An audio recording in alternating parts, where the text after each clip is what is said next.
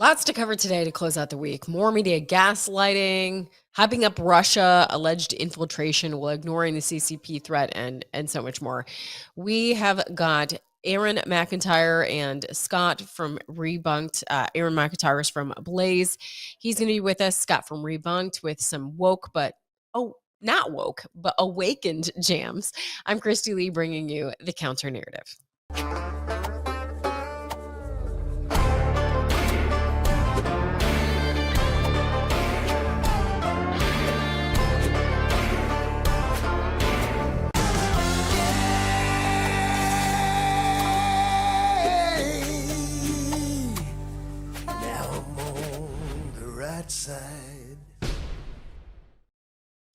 Legacy media is still trying to hype up a boost for Kamala after the rigged joke of a debate, touting she raised $47 million just after. But there's a paragraph in this article that stuck out to me. It says, quote, Harris was widely considered the winner of the debate held in Philadelphia and hosted by ABC News. Both Democratic and Republican strategists and elected officials agreed that Trump let himself be rattled by Harris's confrontational style and several instances where the ABC News moderators fact-checked him in real time. So let's dissect this paragraph just a little bit. First of all, it says she was widely considered the winner. Widely considered and widely reported. I see these phrases suddenly in all kinds of news reports, and now that's just considered sources when really it's just all the captured corporate media going with the same narrative and admitting it. It's being widely reported, therefore it must be true. And who was widely considering her the winner? Oh, political strategists and elected officials. Certainly not the undecided voters on the panels who seemed to favor Trump as the winner. And since when are officials, authorities, the end all for what's true? You know, so much for journalists and the media being a voice for the people. We saw the same thing with the Haitians eating geese and pets in Ohio allegation. It's false because officials said so. God forbid these so-called journalists hit the ground and talk to the residents there. I remember when I first entered a newsroom, they specifically, granted that was a long time ago. I am kind of on the older side at this point. But when I first entered a newsroom, the leaders of the newsroom encouraged us always put the people first, talk to the people first. It's always going to be very easy to find a politician, a sheriff, an authority, an official to talk to you on camera. But we want to hear from the people. We work for the people. What happened to that? Now it's just network journalists parroting the official line, parroting press releases, and calling that fact checks, calling that news. They have entirely abandoned seeing their job as a service to the public, a service to the people, hearing from the people, being a voice for the voiceless. You don't need to just puppet and parrot what officials and authorities are saying or what your colleagues are widely reported. Come on. Not everyone is buying a Kamala debate victory, but if you say that out loud, the pundits, they get big mad. Just watch their facial expressions when faced with Kamala criticism. She is the worst polling Democrat against Donald Trump in history on national polls. No one is performing worse than her. No one's performing worse than her among blacks, among Hispanics, the worst performing Democrat in modern history among those demographics, worst performing polling-wise among Jews. She is losing key factions of the Democratic base. Muslim voters, she's at under 50, she's at 52% in the latest CAIR poll among black Muslims. She is not doing well. How about those facial expressions? They did not like what they were hearing. Former President Donald Trump has announced he will not participate in another debate with Harris. Here is his statement on Truth. He says, when a prize fighter loses a fight, the first words out of his mouth are, I want a rematch. Polls clearly show that I won the debate against comrade Kamala Harris, the Democrats' radical left candidate, on Tuesday night, and she immediately called for a second debate. She and Crooked Joe have destroyed our country with millions of criminals and mentally deranged people pouring into the USA, totally unchecked and unvetted, with inflation bankrupting our middle class. Everyone knows this and all of the other problems caused by Kamala and Joe. It was discussed in great detail during the first debate with Joe and the second debate with Comrade Harris. She was a no-show at the Fox debate and refused to do NBC and CBS. Kamala should focus on what she should have done during the last almost 4-year period. There will be no third debate. Let's talk about that. She was a no-show at the Fox debate and refused to do NBC and CBS. But she gleefully agreed to ABC. Is that becoming more clear now? As many noted, and even that article I was just reading from before, ABC moderators fact-checked Trump, but not Kamala. Well, apparently there's an ABC whistleblower that is saying that that was part of the agreement, that only Trump would be fact-checked, Kamala would not, and that she may have gotten some sample questions that were really the same thing. There is a former Clinton advisor that's calling for an investigation into that. So hopefully we will see the truth of what happened. But I mean, there's already blatant conflicts of interest on display. You have Lindsay Davis, who was exposed as being a former sorority sister of Kamala, and then of course, basically the boss of the network, being besties essentially with family. So how is this even ever okay? And all that being true, the polls still show that there was no like Kamala boost. You know, that Donald Trump made his point. Hey, if you've been in there, the White House, the past 3.5 years, you're saying all this stuff that you're going to do. Why haven't you done it? That was probably the most compelling of the debate. I feel like he could have done better. That might upset people for me saying that, but there were times I was frustrated watching that debate, being like, "Why didn't you say this? Why didn't you call her out on this? Why didn't you call the moderators out on this?" But he did end with, if you're saying you're going to do it, why haven't you done it? And that's pretty compelling. That was compelling for the undecided voters. Trump is forging on with more of his original policies instead of Kamala's empty copied ones. Take a listen. Today, I'm also announcing that as part of our additional tax cuts, we will end all taxes on overtime. You know what that means? Think of that. Think of that.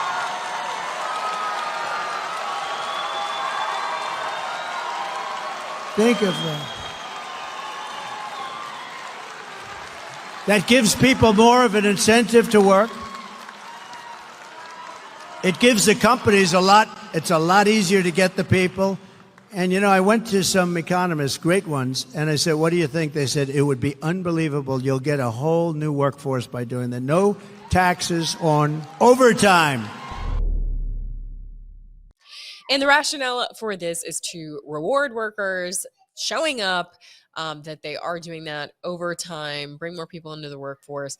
But, Kamala copied Trump's no tax on tips. So keep a close eye on this one. Is she going to also copy no tax on overtime?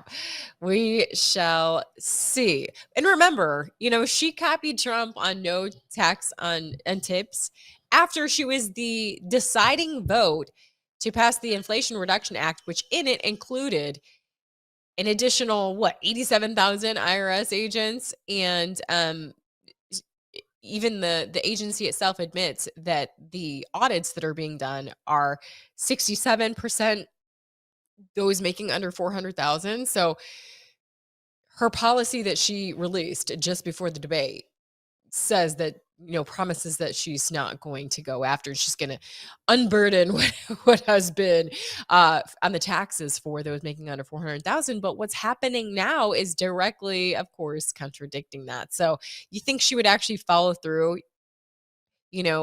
having these IRS agencies, the extra ones, to specifically look after, try and find more money through tips. And then she says she's not going to tax and tips.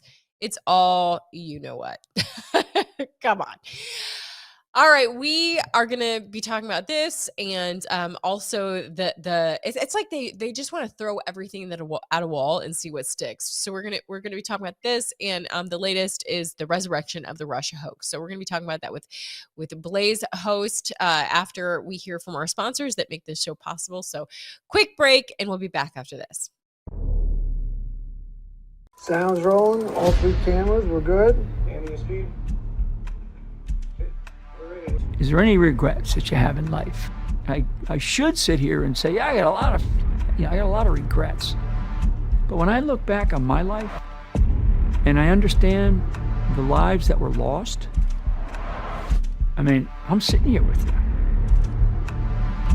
And I can tell my story. Former National Security Advisor, Lieutenant General Michael Flynn, pleaded guilty today to lying to the FBI. He was one of the most respected generals in the military. He was, by definition, the most dangerous possible person for Donald Trump to hire. Brilliant military career, serving 33 years. Why was he being so elusive? Mike Flynn told the truth and faced life in prison. Every American needs this historical DVD keepsake. Flynn delivered the truth, whatever the cost. Hand signed by General Michael Flynn, one of America's most treasured military heroes. Order now at the Patriot TV store. Go to Patriot TV, click on Store, and grab a once-in-a-lifetime chance to own a treasured piece of American history. And get your own personal download link to watch America's most talked-about movie, as well as a DVD hand-signed by General Michael Flynn. Use promo code PTV at checkout to get special savings. The Patriot TV store. Incredible savings and a secure, hassle-free shopping experience. Throughout history, the spirit of patriotism has prevailed. The battles may have changed, but the values remain the same. Today, in 2024, we find ourselves at a pivotal moment where the call for unity, freedom, and a better future echoes louder than ever. For more than 10 years, Patriot Mobile has been committed to supporting the values that make our nation great. With affordable plans and reliable nationwide coverage, Patriot Mobile is not just a wireless service. It's a call to action for those who believe in the American dream. Because this year is not just any year, it's the most important year since our nation's founding. Choose a wireless carrier that shares your values. Choose Patriot Mobile.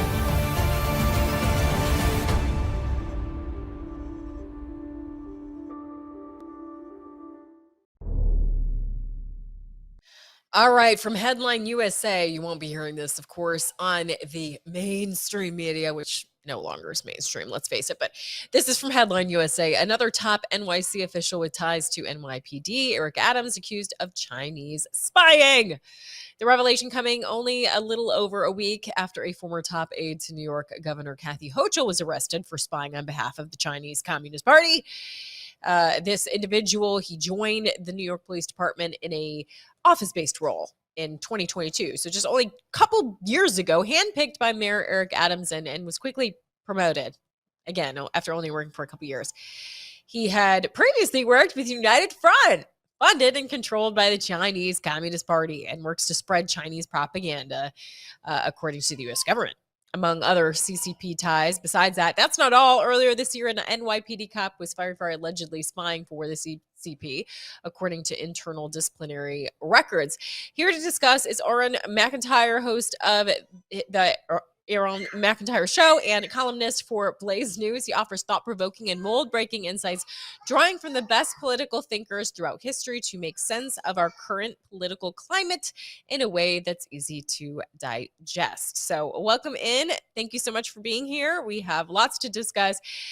My first thought is that this is coming out about all these Chinese connections. We know about Fang Falwell, or and all of that, and yet the DOJ and of course the puppet media is hyping up Russia again, right?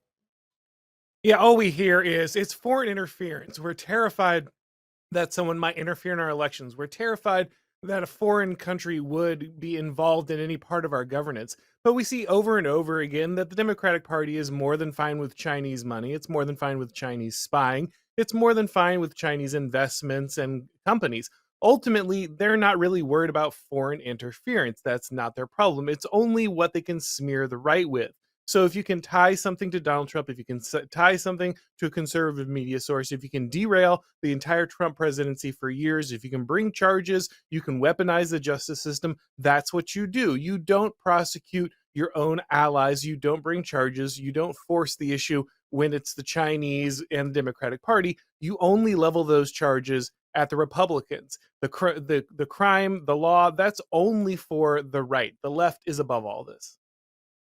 Yeah, of course. And I mean, me being from traditional media for many, many years, I am aware of the Chinese infiltration in media as a whole, particularly, investment and part ownership in some media companies. Is that, do you think, another reason why they turn a blind eye to any Chinese infiltration and conflicts of interest, yet constantly use the sphere porn about Russia?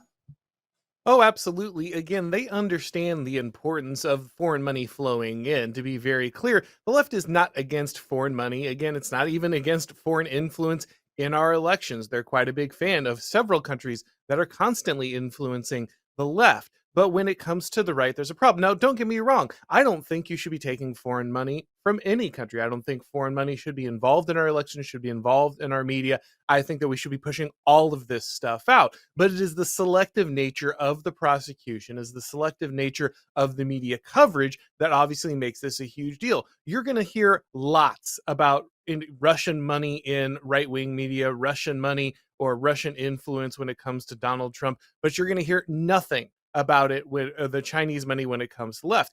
None of it should be here. None of it should be involved. But the focus and the constant droning about it is going to be something engineered to specifically drive the media narrative against Donald Trump, against the right.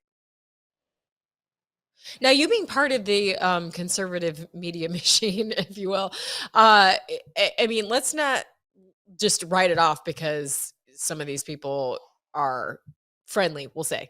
I mean, what responsibility do you think that they should have for, I guess, not doing more due diligence about where the money was coming from?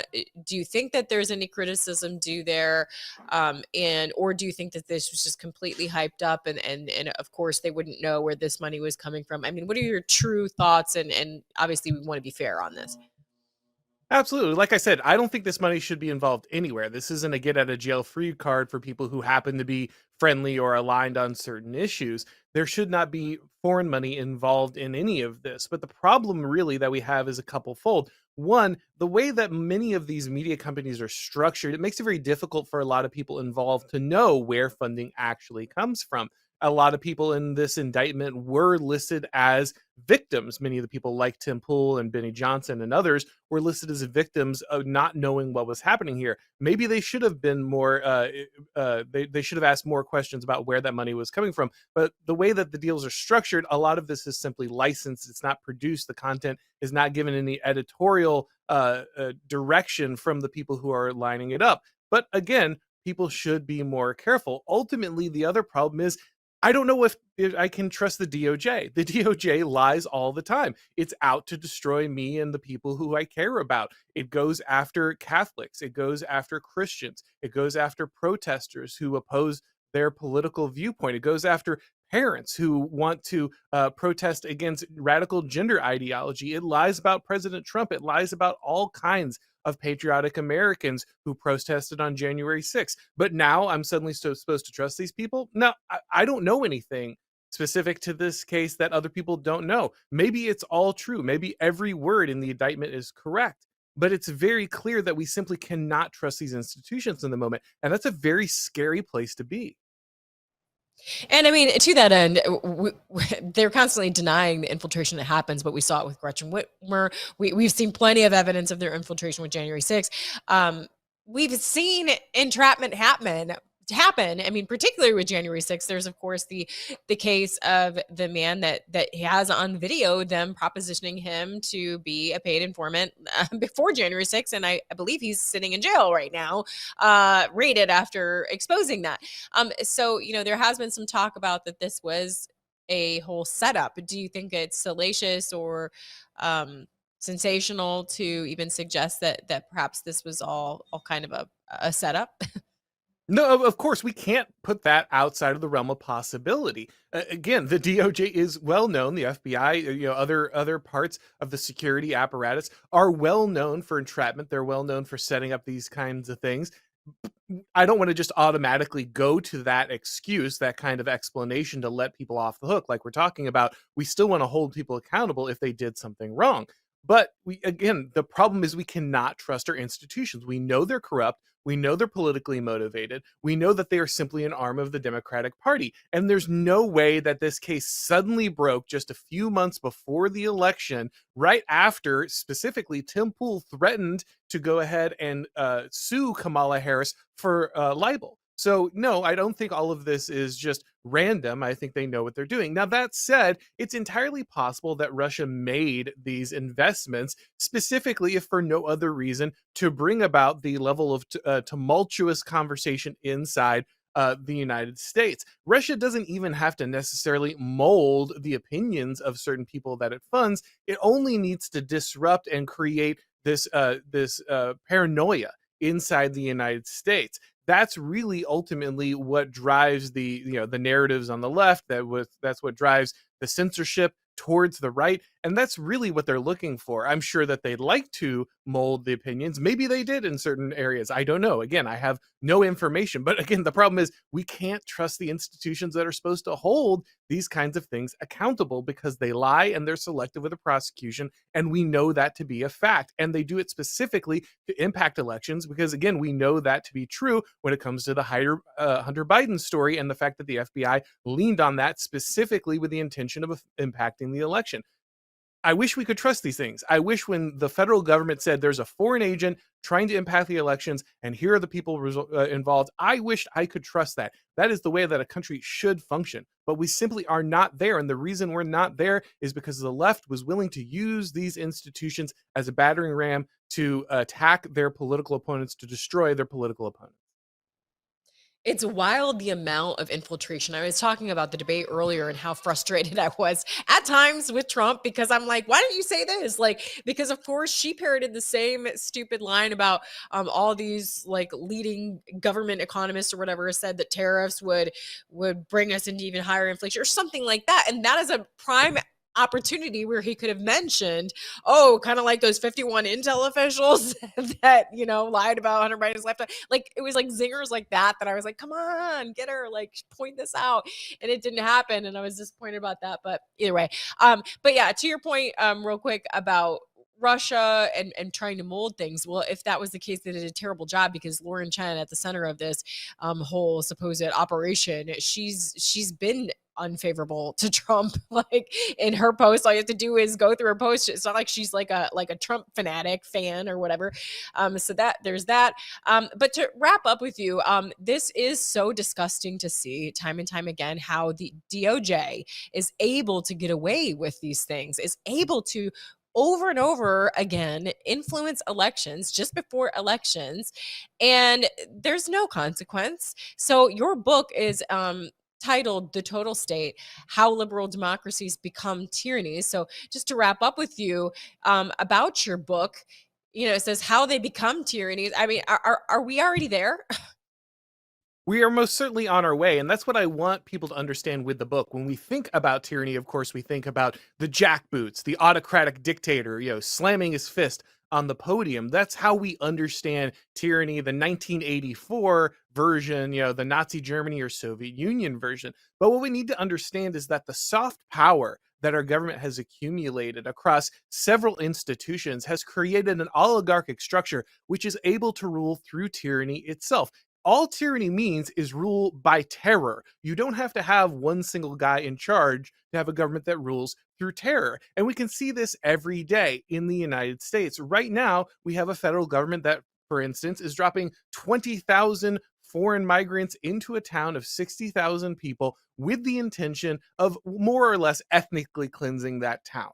And anybody who says anything about it is called a racist.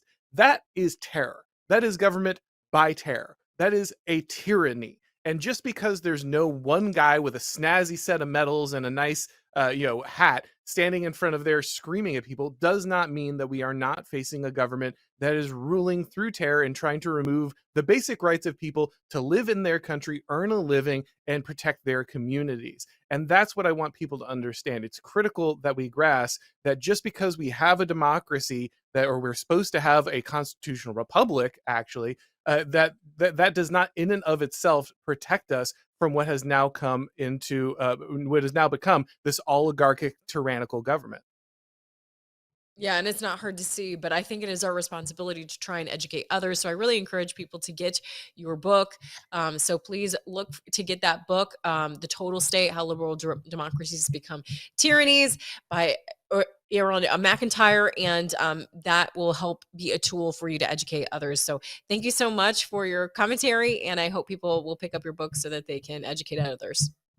Thanks for having me. Yeah, you bet. All right, up next, we have fellow Patriot TV host Jason Bermas helping us to make a sense of the madness, as his show is titled. But first, we got to hear from our sponsors. I don't know about you, but I have to have that cup of coffee in the morning. And Kingdom Cup is mold-free, it is pesticide-free, and it is organic. It's got this flavor that is delicious. You don't even have to put cream or sweetener in it. Why did we go with the bean form, the whole bean? Because ultimately the powder form is the one that gathers the most moisture. And that means the more potential mold development. This is actually organic, mold-free, certified. That's important because ultimately people drink coffee, it's cultural.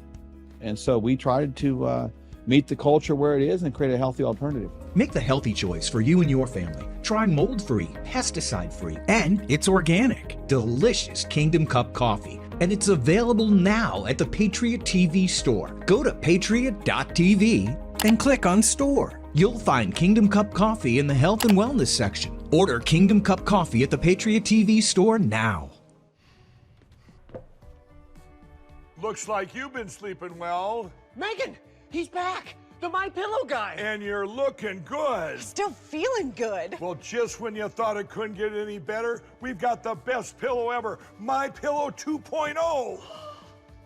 When I invented My Pillow, it had everything you'd ever want in a pillow. Well, now there's new technology that makes it even better. My Pillow 2.0 has my patented fill combined with a cooling fabric with temperature regulating thread. My Pillow 2.0 is truly the next generation of My Pillow. Now's the time to go to mypillow.com or call the number on your screen. Use the promo code to save 50% on your MyPillow 2.0. Not only that, for a limited time, your entire order ships absolutely free. You're sleeping even better. And cooler, too. And you're looking good. Feeling good. I knew you would. mypillow.com. Welcome back. Yes, please support our sponsors like Mike Lindell and My Pillow to keep the counter narrative going. And if you're a fan of Patriot TV, I'm sure you have seen Making Sense of the Madness, hosted by Jason Bermas as well. He's well known for being a wonderful documentary filmmaker. And Jason, welcome in. I wanted to start with the fact that, of course, you are in high demand right now because we were just honoring the anniversary of 9/11, and that's kind of what set you off on this path of documentary filmmaking, to my understanding. And so people were wanting to talk to you about that, acknowledge the day. So let's just start there. I feel like this year it just came and went, and it was barely acknowledged. I mean, particularly by the regime media. Oh, we got to unmute. I'm an idiot. I apologize. It's actually, for me, it's been some time since, even on the 20th anniversary, remember this was the 20th, 3rd, it was barely mentioned. Now, sure, we were going through the COVID-19 84 nightmare. There are all the excuses in the world not to really focus on it. But I had suspected, because it was an election year, you were going to see at least Kamala Harris, of course, Donald Trump down there. Donald Trump is a New Yorker. He was actually there on 9/11. You can watch some of his interviews from Manhattan. I was kind of surprised they rolled Joe Biden out, but then when you saw them all kind of like lined up, and Trump shook Kamala Harris's hand, I mean, Joe Biden still not there, just kind of stiffened up, not doing much. As far as the day goes, it's tough for me because, again, you watched Joe Biden and Kamala Harris leave early, and there were a multitude of family members at New York City at the memorial directly calling out the administration for what they had done with Khalid Sheikh Mohammed and two of the other defendants in the 9/11 case. I would posit this. A lot of people don't even know how that system worked. Those are military tribunals. This has been 20 plus years. Everybody who shouts about Guantanamo Bay realize this is one of the people tortured at Guantanamo Bay. That being said, I don't feel like the family members have obviously had justice. There are a multitude of lawsuits by different family members from separate arrays. Some are concerned about the Saudi Arabian funding. They want to sue the Saudi family. There are others like Bob McIlvaine and families of individuals that live out in Europe that want answers regarding the controlled demolition of 1, 2, and 7 and the explosives that were on the ground there. So it's a tough day for me all the time, because when you look at 9/11, our entire foreign and domestic policy that we are still under today is a derivative of the narrative they sold the public on. So we wouldn't have the Patriot Act, the Military Commissions Act, the NDAA, Homeland Security, fusion centers, signature reduction. The list goes on, without the trauma that was brought on via 9/11. And, often when I have people on my shows, even like your last guest, I posit, do we even need Homeland Security? I mean, this was an agency that I argued in the very beginning reminded me of the German Deutschland security. I argued that because of Section 802 of the Patriot Act, generally anybody could be framed as a terrorist, lose their due process. And this is certainly not in the spirit of a constitutional republic of checks and balances. Well, in the beginning, they sold you that Homeland Security was going after the bad men overseas that had turbans on their head and spoke a different language. We had a color-coded system. It would get orange all the time. People took it seriously.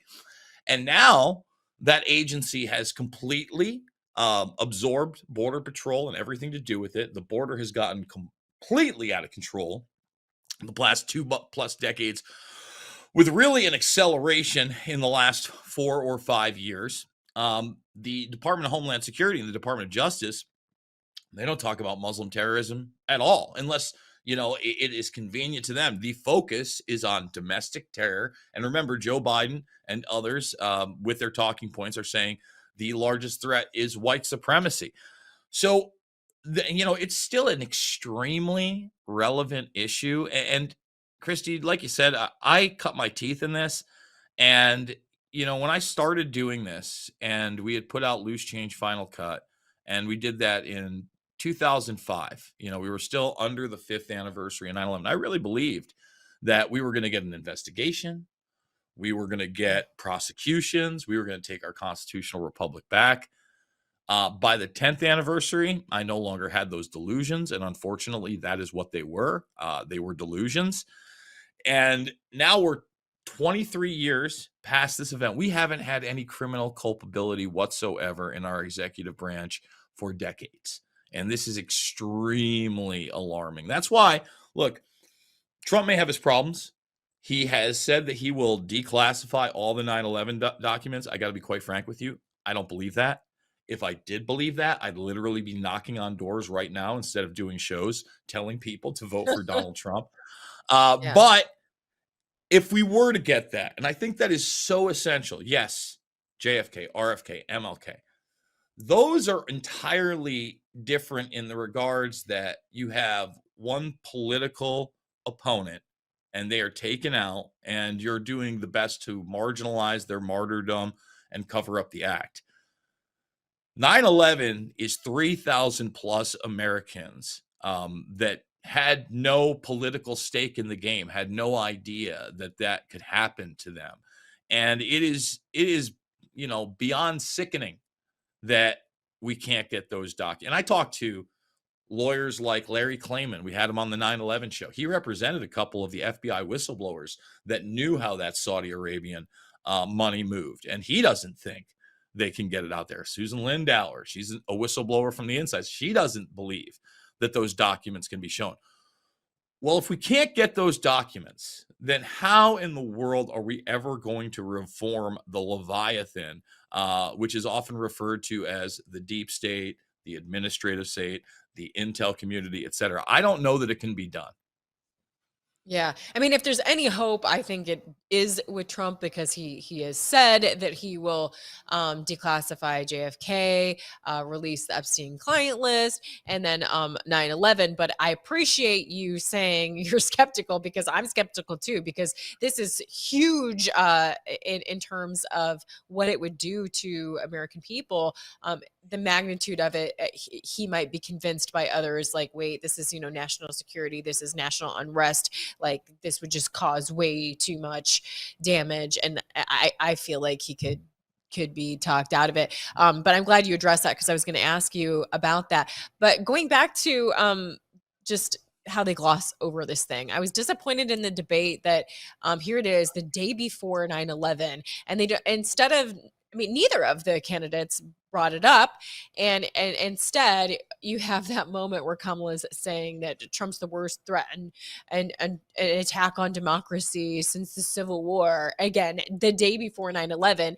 Now people will be like, oh, well, attack on democracy, not attack on America, like to try and make an excuse for it. But it just seemed like a slap in the face to the victims of such a horrible day to put that out there. And so I was just curious what your thought was on that. Well, as far as the debate goes, I'll be honest, I was really unimpressed. I actually thought that Kamala Harris did a much better job than I was anticipating. That doesn't mean I agree with the policy, but her demeanor overall was much different than you had seen her in the public arena for an extended period of time. There was no cackling. I thought that was a win. I thought because you stayed away from the really big issues like 9/11, like the Trump assassination attempt that Trump had to bring up himself, and there was no reverberation with the moderators or the opponent there. Watching that thing, it was extremely stale. We're living in this weird world where we've allowed a system where we have a government formed by the people, but the people are no longer welcome. So the idea that we're holding these debates without an audience is utterly insane to me. They don't want a real-time reaction of human beings in that case. And then, of course, the excessive fact-checking of anything but facts by these people. Kristi, I never thought we were going to reach the day when the former president of the United States makes reference to something on television, and the moderator who makes his living spewing lies on television acts like that is not a medium of concern. Look, we're not talking about television. We're talking about the official, and the official says there's no credible evidence of such things. I don't know if you remember it, Kristi, but I specifically remember when you used to bring things up 15, 20 years ago that you would find and research on the internet, and you would show somebody that, and they would go, oh, that's on the internet. That's not real. Now it's okay if it's on the internet, but if it's on TV, it's not real. The whole thing has flipped into this weird place. So, again, you talked about 9/11 not even being mentioned. For one of Trump's strengths, if he is really going to declassify all these things, he should be screaming it from the mountaintops. You mentioned the Epstein stuff. I don't think he's releasing anything on the Epstein stuff. Every time he's been asked that question, even if he's said that he's going to do it, he looks extremely uncomfortable. And that's because he has a relationship with the guy. We have to really acknowledge that. You watch when he gets asked by Fox and Friends, all those things. He says, well, the other one's more than Epstein. A lot of people cut that one off. Lex Friedman put him on the spot, did not look comfortable there. The Epstein stuff that's not just going to go back to the 2000s. I mean, I need people to understand that when I talk about no accountability, the last time we had any semblance of accountability on a intel level would be Iran-Contra. And there were slaps on the wrist. Some people went to jail, but like someone like Oliver North, who didn't even really head the thing, but was the face of it, what did he get? He got book deals. He got TV shows. He got radio shows. That's not how you stop these things. And, you know, I have Whitney Webb's books right next to me here. I think I'll pull out one of the volumes right now. Oh, no, we got both. Well, no, we got one volume in my hand right here. Here's One Nation Under Blood. It's just one of the novels. Read these. It makes a very strong case, amongst other things, that yes, Epstein was also part of that Iran-Contra network. We now have Vicky Ward years ago talking about his relationship with Adnan Khashoggi. Adnan Khashoggi, notorious arms dealer. And then in the last round of documents that came out, there really wasn't much there. Actually, 2 rounds ago, because the last round of documents that no one talked about, Kristi, by the way, had way more stuff in them. And that's about 5-6 months ago. So people aren't even talking about those documents. But the drop before, when everybody thought they were getting a client list, and I'm not sure if I went on your show, but I believe I did and told you there was not going to be a client list. Magically, there's no client list. Lewis Black, the comedian, was on the They Might Be Drunk podcast. And he talked about the one time that he actually met Epstein at his New York mansion. And it's a really, interesting 2-minute segment. I clipped it out. I put it on my Twitter when it came out. Because not only does he talk about the people there, like, I don't know, David Blaine. No one seems to worry about David Blaine's relationship with people like Epstein and Bryan Singer for some reason. I'm a little concerned. But he talked about the fact that Epstein pulled him into a room and he had a large whiteboard up. And he asked him, hey, do you know what this is? Lewis Black had no idea. No, I don't know what this is. And he's like, I was going over weapons systems with the Israeli defense minister. Okay. Yeah. So let's pull it back for a second. A lot of people are aware of the realm. You watch that Peter Thiel, Joe Rogan podcast. They actually discuss the intel stuff with Epstein. They discuss the Mossad stuff. Maybe people didn't hear me. He's discussing weapon systems with the Israeli defense minister. So whenever you get into this arena of women, drugs, weapons, they all have a nexus point, okay? And Epstein was that nexus point. And that is something I do not believe. Again, I wish I believed it. But for that alone, the kid stuff is one thing. But when you start getting into the fact that this guy might have worked with intelligence and facilitated not just millions or hundreds of millions or even billions, but maybe trillions of dollars of weapons systems throughout a bunch of different scandals, we don't know when he stopped, right? That's a whole nother question. But certainly when you look at Iran-Contra, that's an ultimate plausible deniability circle. I would encourage people to check out my film Invisible Empire and New World Order Defined. But for those that don't understand, for instance, the Israeli role in that, because we're not taught about Iran-Contra at all. But when you hear about it, you just think U.S. drugs for guns, South America, etc. It ran a little bit different. So the United States needed, what's that? Yeah, it needed plausible deniability to send those weapons down to South America. So the United States didn't buy them and didn't ship them down there. That was the Israeli Mossad. Mark Rich facilitated a bunch of those arms deals with Czechoslovakia and other Eastern European nations. They would get the guns there. They would ship them down to the Sandinistas. And then it was U.S. intelligence that would ship back drugs and other contraband into the United States, sell them on the black market, and then pay the Israelis off. So in a way, with all of those moving parts, if you look at Epstein and who he was, he would fit rather nicely into that mix. Yeah. I mean, it's crazy how everything is so connected. I mean, and there is so much madness, and that's why people need to watch your show, Making Sense of the Madness, to make those connections. I think of like in every detective show, how there's the red string that like brings everything together. And that's certainly the case with these things. So I'm out of time, but I want to make sure that I encourage people to watch your show, Making Sense of the Madness, Monday through Friday, 5 to 6 p.m. Eastern. Thank you, Jason. I'm sure we'll have you back again real soon. Thank you. Yeah, you bet. All right, quick break. We're going to hear from our sponsors. We'll be back with something totally different. Stick around for some jams after this. Don't let them win. Patriot TV is committed to delivering the truth. America's new network for patriots is growing fast, and we'd love you to join us as a member of Patriot TV. Your support makes it possible for us to continue to deliver unbiased reporting, thought-provoking discussions, and insights you won't find anywhere else. From in-depth interviews to behind-the-scenes footage, Patriot TV brings you closer to the voices shaping our nation's future. Whether it's political developments, cultural shifts, or global affairs, Patriot TV keeps you informed and empowered. As a member of Patriot TV, you'll get perks like personal invitations to exclusive Patriot TV events, where you can gather and network with like-minded Americans. We'll also host online events throughout the year with General Flynn, who's committed to host live Q&A webinars where callers like you can ask him questions and get real answers. Access to these events will be members only, so go to patriot.tv, click on Become a Member. It's fast and easy. We have a great membership option starting at just $9.99 a month, or save with our annual membership for only $99, or take advantage of the best value, the 2-year membership for just $159. Go to patriot.tv, click on Become a Member. It's fast and easy.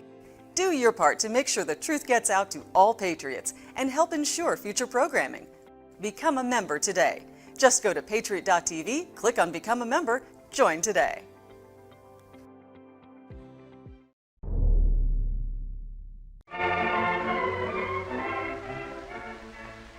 Yes, sir, wedding bells finally rang in the life of Margie Blake. Back from their honeymoon, she and Tim are headed for a life of wedded bliss.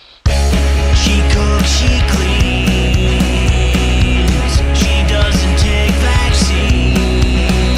When I look in her eyes, I don't see no fluoride. She's gold with a little bit of instant. She hates big pharma, rejected girl. She's a queen, takes my breath away. Rejected girl, never take it nowhere more than she hates Louis Pass. That was just a taste of Unejected Girl. Who knew that Scott Armstrong, the host of Rebunked, had this whole other talent? I didn't even know. You might recognize him from guest hosting the Counter Narrative in the past as well. And he is really excited about this new project. I know I'm really excited about this new project as well. So please welcome Scott Armstrong, host of Rebunked. What's up, Kristi? Well, thank you so much for having me back. Truly an honor. And yeah, pretty excited about this project. Yes. And Jason Bermas took up so much time last segment that we don't have a ton of time to talk about it. I want to try and end the show with another one of your tracks from the album. But they're so good and they're so different. Like there's that one, and then it's like you're like rapping practically another one. So you get a lot of like variety in there. Yeah, it's a pretty well, here it is, you guys. It's called Universal Basic Awesome, right? Just because everyone's talking about the universal basic income and all this nonsense, and really kind of the vibe throughout the whole album is just a sense of like, yes, there's so much nonsense and just evil and just they just want us to be depressed and fearful, but really if you take a step back, like everything is pretty great. Like you just go out in the woods, you go for a walk or hang out with your family. It's like the world, it actually is pretty great. And so it really pushes a lot of just like no fear, self-reliance, and it's an empowering album is what I wanted to achieve, but also just great songs, man. I'm really proud of it. But it does kind of like there's a blues song in there, kind of a country-ish song, and some like face-melting, guitar shredding rock songs on there. So it's kind of just runs the gambit of all the different styles. So yeah. I think this is so important because, many of us that have to cover the news of the day, the madness that is going on, it can be demoralizing at times. It can get you down. And so I feel like we do always need to look to ways to balance it out with joyful things that that celebrate how we're different and how we're embracing and hanging on and fighting for freedom and liberty. And so you've managed to achieve that with this new album, Universal Basic Awesome, so that we can bring some joy back to the discussion and possibly even an olive branch to people that are questioning. If they hear some of this music, they're like, oh, okay. Like, I need to ask about this. But I love how you were describing the name of the album, Universal Basic Awesome, and how you came up with that. You obviously have a way with words and in naming things. So, you named you're wearing your shirt right now, Rebunked Records, and you have your podcast called Rebunked. Debunked is this salacious word that, like, I feel like only got popular in the last few years, and so you made a play on that. Tell me, like, a little bit more of the thought process behind going with Rebunked. Oh yeah, totally. So I think I kind of coined the word, you know what I mean? And really what it is like, all these things that they would attack us, especially around like 2020. They're like, oh, that's a debunked conspiracy theory. Oh, that's a debunked conspiracy theory. Well, fast forward about 6 months to a year, and all that stuff is now widely accepted as true and being reported in like the New York Times. And so I call that phenomenon going from debunked to rebunked. When a debunked piece of information gets accepted as truth, that's called being rebunked. You see right there, it says, what's the difference between a conspiracy theory and truth? About 6 months. And so that's rebunking it. So there you go. Yeah. So. Awesome. And so that show, how often are you still working on that show? Oh yeah. Yeah, usually we do one episode a week. This week I got 2. I got a second episode tonight. It's my friend Zoe's book premiere. She wrote a book called My Life in the Thrill Kill Medical Cult. She's a medical coder whistleblower, and I helped edit the book. So I'm proud of that. So she's coming on. So we're doing 2 episodes this week, but usually it's 1 a week. But I also do the Unjected show every Wednesday night, and I'm now the new co-host of Grand Theft World every Sunday night with Richard Grove. So lots of podcasts every week. I love that. That's a heck of a podcast. It goes super long. They used to regularly play my Media Malfeasance, but I mean, I just got so busy that there's so much Media Malfeasance that I kind of ended up having to retire collecting it because I was trying to keep these segments less than 5 minutes and entertaining, and it's just ridiculous at this point. So I kind of fell off the wagon with that. I've thought about resurrecting that just before the election, but we'll see if I can fit something else in. But congratulations on that. That's awesome. And so how did you get into this space? Were you predominantly more into music and then you just got interested and curious about things, or how did you fall into this? Well, I've always been a musician. I've been playing guitar since high school. I've been in a few different bands out in Oregon. So I live in Tennessee now, and I moved from Oregon in 2022, and I was in a band out there, and we were doing some really cool stuff. We recorded some like an EP and a couple singles, and we were doing live shows. And there's one song on the album that's featured my old band Hot Piranha. It was an unreleased track that I had left over. I'm like, hey guys, can I put this out on my new album? They're like, heck yeah. So anyway, I've always been into music. I moved to Nashville, which is Music City, and I just kind of got the bug. And I just started here at my home little studio, just tinkering around with some of the recording software and started putting just as like a hobby, really. And then some of these songs started to take life, and then it took on a life of its own. And then I had, before I knew it, like 10 legit songs. And then I started working with a couple different producers that took it to the next level. And the next thing I know, I have like an actual legit LP album with 10 tracks that are all just like I'm pretty proud of it, let's just say. So, and I've been getting lots of good feedback about it. And I really hope you guys all go check it out. And I will say this too. I took it to the next level because I made actual music videos for every single song. So not just like, not just putting out the album, but there's like legit music videos for every single song. So yeah, just rebunkedrecords.com. You can get a link to the YouTube and you can go watch all the videos there. Yes, rebunkedrecords.com. And yes, you can watch all those music videos on YouTube, and I encourage people to check that out. Like I said, I'm short on time for today's show, but I want to leave time to make sure that I play a bit of your other songs. So I want to encourage people to check that out. And of course, we're going to have you back because you're a friend of the show. So thank you so much, Scott. Thank you, Kristi. Thank you, everybody. Take care. Yeah, you bet. So yeah, I got to real quick remind you to support this show. You can go to patriot.tv, use promo code KL for a special discount on membership. your support for Patriot.tv is so critical right now. There's a lot of people in this space that are suffering coming up on the election, and we're trying to survive. We're trying to get the information out there. We're trying to get the truth out to people. And so we're asking for your support.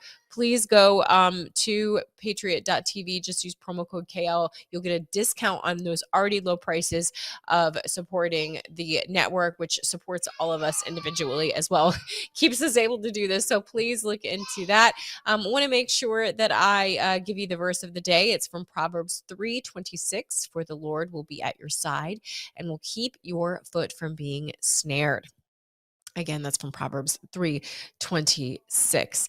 You can always go to getwellwithkl.com, getwellwithkl.com, to see a list of my other sponsors that can help support my work. So I encourage you to do that as well. And like I said, I wanted to close out the show with some more from Scott, his music. Make sure you share that widely. All these tools we need in our basket to reach other people, make sure that they're awakening to the truth. So with that, thank you for watching, and I will see you next week. Now I'm on the right side.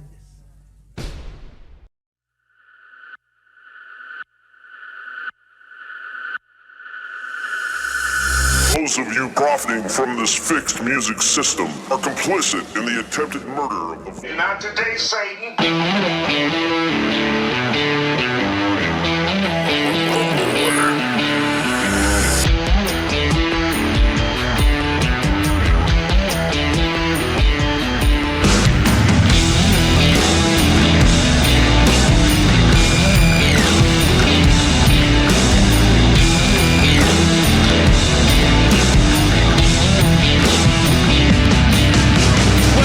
When we needed you, rage against the machine. Looks like you traded in your mic for a mask and vaccines. Now all I see is blood and hatred in the air, but I don't see you. You don't got too scared. You want me to trust the ones you raged against that made you wealthy? Guess what? You, I won't do what you tell me. Tell your boy Maynard he can eat a too, and the whole entire Run DMC crew. Well, I'm a Southern man now, so I'll say Neil Young. Every single worthless sellout song that he sung. G. Simmons and the Offspring have lost all respect. Now that Big Pharma signs all your checks. Guess what, motherfucker? We don't need you no more. I got a mic of my own and I'm way more hardcore.